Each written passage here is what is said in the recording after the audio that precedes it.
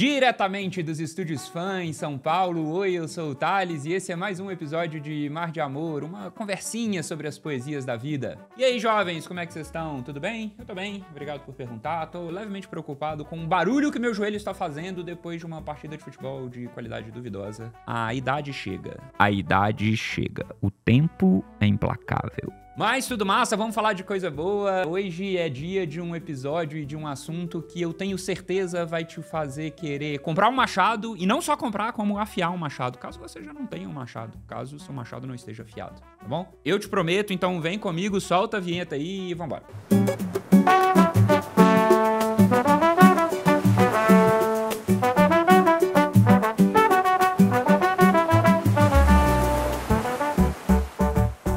Se você tá comigo desde o começo dessa jornada, você vai se lembrar que no piloto do Mar de Amor eu falei que uma das ideias do podcast era trazer pra cá algumas histórias que me inspiram, na esperança de que elas possam te inspirar também. Você lembra disso? Coloca aí, editor, um trecho. Aí eu pensei, pô, acho que é um negócio legal poder trazer pra cá as coisas que me inspiram, na esperança de que isso possa te inspirar um pouquinho também, porque... Pois é. E o episódio de hoje também é isso, é exatamente isso. É uma história, uma parábola, um conceito que eu gosto demais e que eu me relembro com alguma frequência, porque diz muito sobre o jeito que a gente vê, que a gente leva a vida. Tô falando da parábola do lenhador, conhece? Se você conhece, pula esse vídeo, um abraço, até o próximo.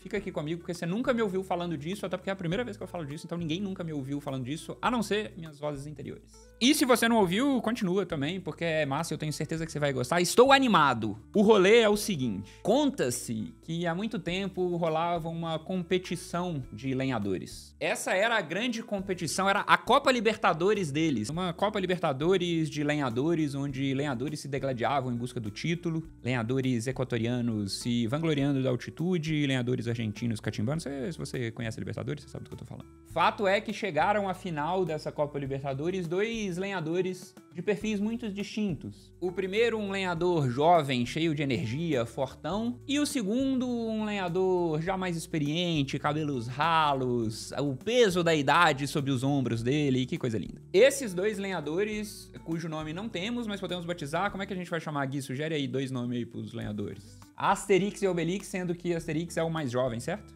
Não tô familiarizado com essa história. Outros nomes, Gui, outros nomes, então. Vamos chamá-los de... Vamos ver, o mais jovem... Uma pessoa jovem aí. Pensa aí numa pessoa jovem. Enzo e experiente, Bruno Henrique. A regra da competição era bastante simples. Aquele que cortasse mais lenha até o fim do dia seria consagrado aí o campeão, o vencedor da Taça Libertadores de lenha. Então, beleza, apita o árbitro, começam os dois lenhadores ali a grande final e lenhador Enzo, muito cheio de energia, muito animado, já começa ali a cortar suas madeiras, muito convencido de que venceria, porque ele tinha mais força, ele tinha mais energia e, além disso, em alguns momentos, ele não ouvia o som de lenhador Bruno Henrique. Ele parava ali pra escutar, eles não estavam se vendo, mas ele parava pra escutar e falava, cara, tava um grande silêncio lá durante muito tempo, então ele falou, pô, esse cara cansou, ele não vai conseguir, eu já ganhei esse rolê. Etarista!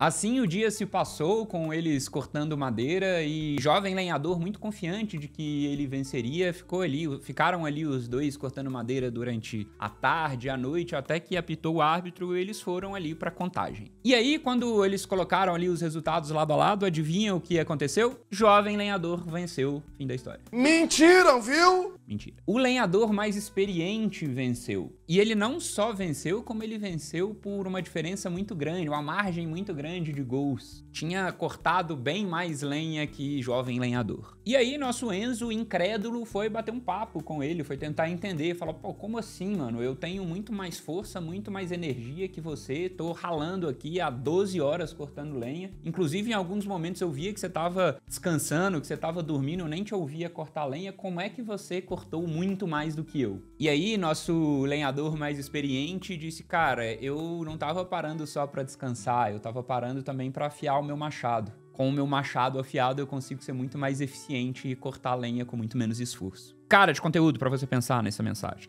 Qual é o grande rolê dessa história, o grande rolê dessa parábola e por que ela faz tanto sentido? A gente vive acostumado, a gente aprendeu a ter pressa, né? A gente foi ensinado a ter pressa e a gente vive numa sociedade apressada. Essa pressa, ela se manifesta ali pra, sei lá, pressa pra fazer sucesso, né? Pressa pra ter dinheiro, pressa pra conquistar as coisas. E a receita disso tudo, aparentemente, tem a ver só com o trabalho árduo. Ou seja, quanto mais eu me esforço, mais rápido eu vou chegar ao resultado que eu quero. É como se fosse uma fórmula que tivesse só esses dois componentes: meu trabalho e o quanto eu trabalho. E qual é o problema disso? Momento dica de livro pra você. No livro A Sociedade do Cansaço, o Byung-Chul Han conta que a gente vive ou a gente se tornou uma sociedade do desempenho. Isso quer dizer que a gente não precisa de mais ninguém nos cobrando desempenho. Antigamente talvez a gente precisasse da figura da autoridade, né, do chefe nos cobrando o trabalho, mas hoje a gente não precisa mais. A gente se tornou hoje o nosso próprio opressor, o nosso próprio chefe. A gente não precisa de ninguém nos cobrando desempenho, porque a gente já se cobra desempenho, talvez de uma maneira até sobre-humana. E de onde isso vem, né? Hoje em dia, o sucesso, ele parece cada vez mais fácil de ser alcançado. A gente se acostumou a ver, né, em redes sociais, principalmente, a vida perfeita muito pertinho dos nossos olhos, né? A vida do Instagram, em que tudo dá certo, todo mundo tem dinheiro, ninguém deve dinheiro, ninguém faliu, tá tudo sempre muito maravilhoso e a gente começou a ter muito mais contato com essa vida. Ou contato com essa vida aparente, né? Uma mensagem que, cara, parece que todo mundo já chegou lá, todo mundo já teve esse sucesso e se a gente ainda não teve, é única e exclusivamente culpa nossa. Ou seja, se eu quero ter sucesso, eu ainda não tenho sucesso e esse sucesso só depende de mim, se é culpa minha eu ainda não ter atingido tudo o que eu quero, o que eu preciso fazer? Cara, eu preciso trabalhar mais, cortar mais lenha incessantemente, sem me dar o direito de descansar. E aí, o que acontece nesse ritmo? Claro, a gente se cansa, a sociedade se cansa, não à toa o título do livro é A Sociedade do Cansaço. E é uma sociedade que se cansa não só fisicamente, mas se cansa também mentalmente. Não à toa é tão comum e cada vez mais comum a gente lidar com ansiedade, depressão, burnout, enfim, questões mentais, cansaços mentais. Beleza, mas o que isso tem a ver com a parábola do lenhador? Se você ainda não captou, a mensagem é que, cara, cada vez mais a gente é lenhadorense, né? A gente é o lenhador jovem, cheio de energia, querendo fazer e tal, e não pra pensar muito em como é que a gente vai fazer essas coisas. A gente ainda não percebeu o valor que existe no descanso e no preparo. E eu vou te contar uma história pessoal sobre isso. O ano é 2022 e se você parar pra se lembrar, eu não sei o quanto isso tem a ver com o seu mercado, com o seu dia a dia, mas no mercado do marketing, que é onde eu trabalho, o meio pro fim do ano de 2022 foi marcado por muitas demissões em massa. Então era um monte de agência, um monte de startup demitindo 20, 30, 40, 80 pessoas de uma vez por questões econômicas e de planejamento, enfim. E aí o que aconteceu comigo nisso? Obviamente eu fiz parte dessa estatística, né? Fui ali no final de 2022, no final de 2022 fui demitido. E aí eu tô te contando isso não pra você ficar com pena de mim, porque eu fui demitido, porque nesse processo de demissão eu consegui ganhar uma graninha legal, eu já tava juntando uma graninha também, e aí o que aconteceu foi que o principal fator de preocupação quando você é demitido, que é, pô, será que eu vou ter grana pra pagar os boletos, pra pagar o aluguel, pra, enfim,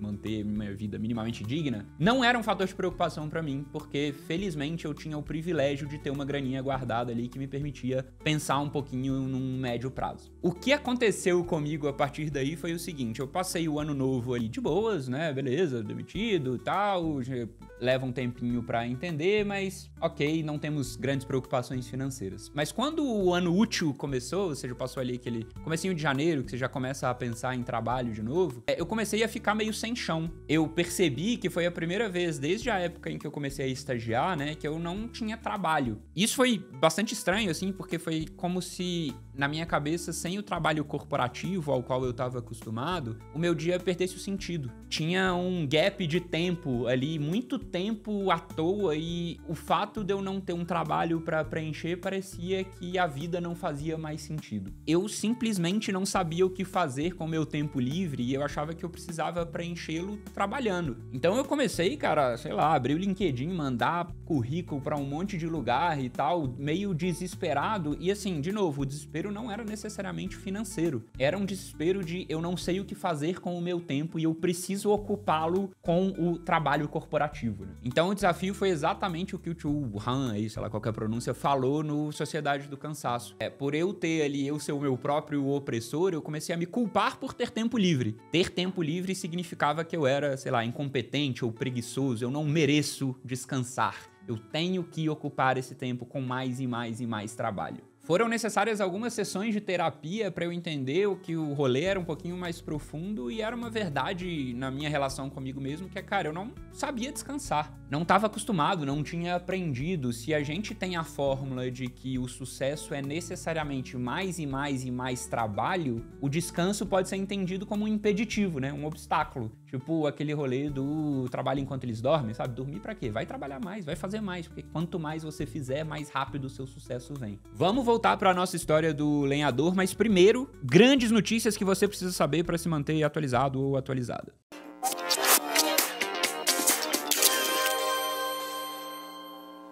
Viagem de amigas? VTube rebate críticas após trocar Eliezer em avião. Chato. Influenciadora embarcou com o marido para a primeira viagem do casal sem os filhos. Mulher de Carlos Alberto de Nóbrega posta foto do marido de sunga, abre aspas, coroa gato. Agatha Moreira sobre período de férias, abre aspas, estou muito musa fitness, estou insuportável. Rolou um flagra, Song Da-eun e Jimin, do BTS, foram vistos juntos. Será que rola algo a mais que amizade ou foi só uma coincidência? A internet está fervendo nessa. Essas foram as notícias que você precisa saber para se atualizar, com o adendo de que eu tô gravando e esse vídeo vai pro ar daqui a 15 dias, então talvez elas estejam desatualizadas. Hashtag informação.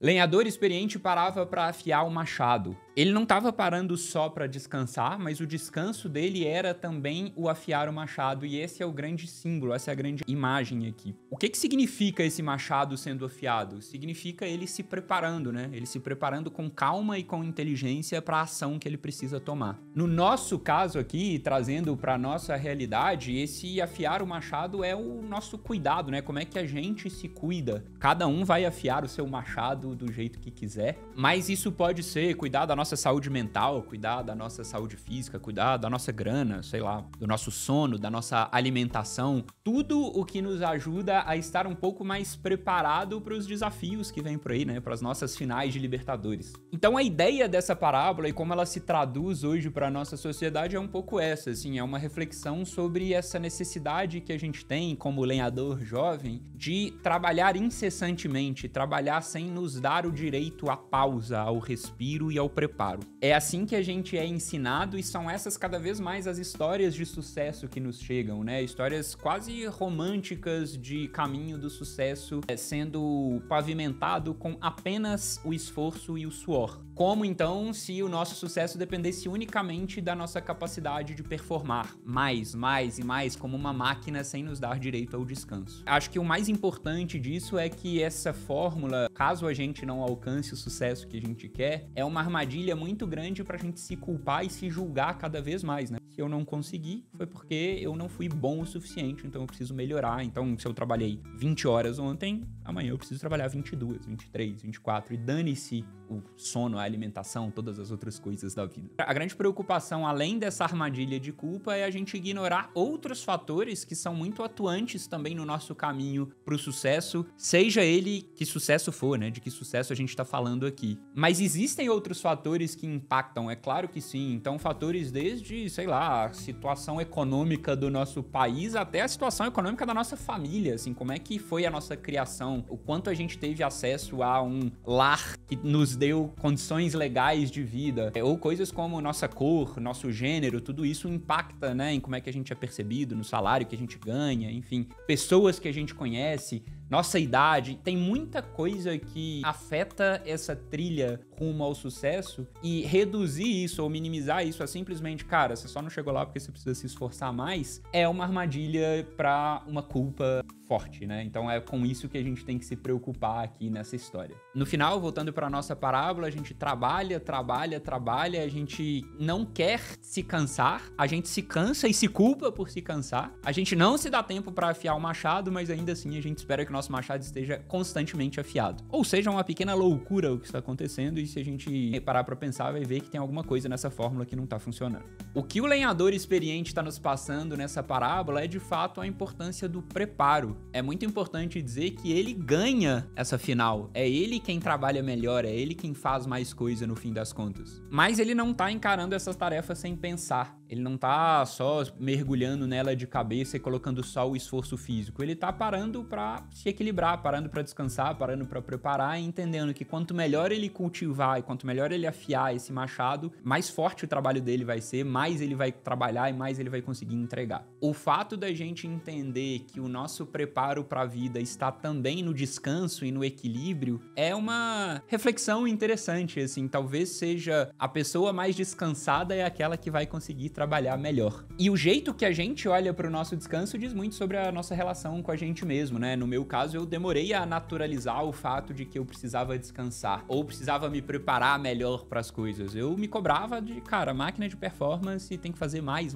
o tempo todo, então eu sou ainda o lenhador aqui nessa nossa história, tentando naturalizar o descanso e não me culpar tanto por querer descansar ou por me cansar nas coisas. E o meu afiar o machado vem com muito, sei lá, meditação, terapia, mas também vem com jogar bola, com me divertir, com sair com a galera. Tudo é afiar o machado, tudo que nos deixa mais leves, mais felizes, mais prontos para os momentos de ação, também fazem parte desse machado sendo afiado. Respeitar o fato de que a nossa vida não é só cortar lenha o tempo todo, que a gente precisa também parar para descansar e apreciar as poesias da vida, o que a gente fala aqui, né? As coisas bonitas que a vida nos traz e que não estão só na performance e no resultado que a gente vai ter de tudo isso. Faz sentido isso pra você? Acho que sempre é importante lembrar que o nosso papo aqui não é demonizar o trabalho, tá? Vamos lembrar que nosso lenhador experiente, ele ganhou a final da Libertadores. E cada um de vocês sabe onde o calo aperta e sabe, cara, você vai saber quais são suas metas e o que você quer fazer pra chegar lá e quando você vai se dar por satisfeito e o quanto você tem que trabalhar. Então a ideia aqui não é ditar regras pra ninguém. É só esse convite à reflexão de que nessa jornada que a gente trilha rumo ao que é o sucesso pra gente, reduzir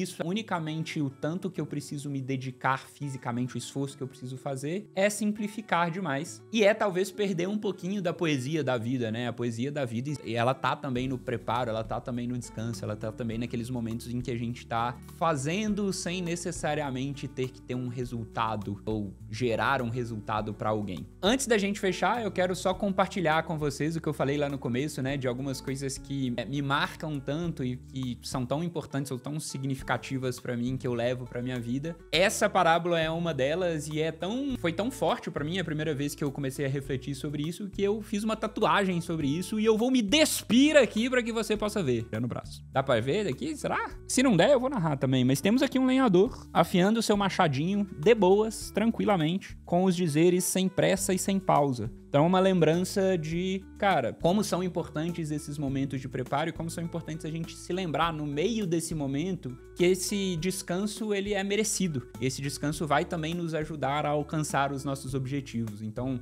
todos temos esses objetivos, todos temos vontade de fazer coisas, mas o jeito com o qual a gente encara essas vontades muda muito. E essa parábola, pra mim, fez com que eu revisitasse, refletisse e olhasse de outro jeito pra forma como eu quero levar a minha vida. Por isso, tatuei pra que eu me lembre dela com alguma frequência. E pra finalizar, eu acho muito, muito foda histórias que foram contadas há tanto tempo ainda fazerem sentido e talvez cada vez mais sentido nos dias de hoje. Eu sempre fico refletindo muito sobre isso, sabe?